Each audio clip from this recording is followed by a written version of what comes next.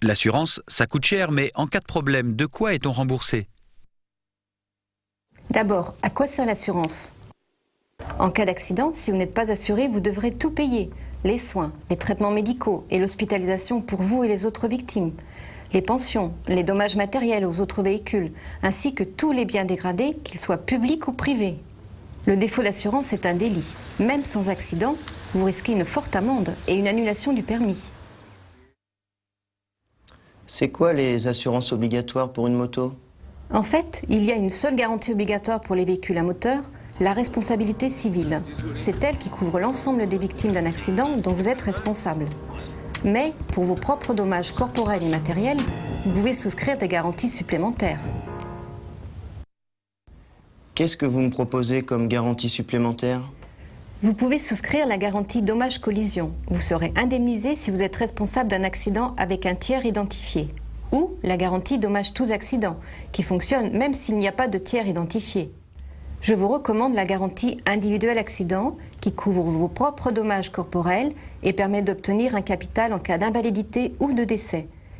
Il faut savoir que même assuré dommage tous accidents, vous n'êtes pas assuré pour vos blessures si vous êtes responsable. Après, c'est vous qui choisissez. La garantie défense-recours vous permet d'être défendu devant les tribunaux. Vous pouvez aussi assurer votre moto contre le vol, l'incendie ou encore assurer certains accessoires.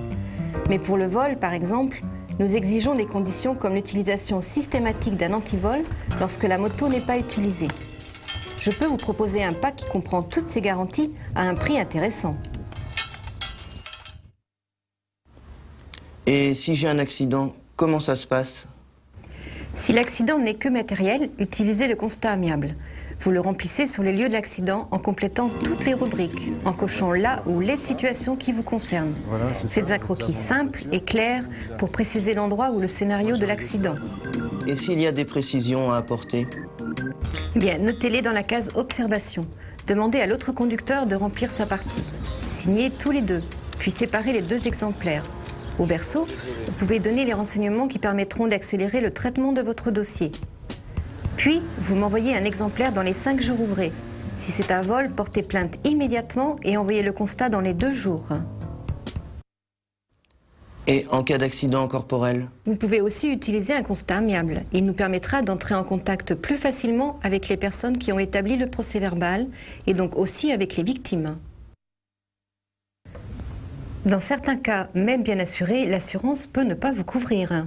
Par exemple, si vous avez oublié de payer la prime d'assurance, si vous circulez sans casque ou sans verre correcteur, alors que c'est mentionné au dos de votre permis, si vous conduisiez sous l'emprise de l'alcool, si vous avez provoqué volontairement des dommages, ou si vous avez prêté votre machine à quelqu'un qui n'a pas ou qui n'a plus le permis pour la conduire, ou s'il n'a pas l'âge requis, mais aussi si votre moto a été modifiée et que ses caractéristiques ne correspondent plus à la carte grise.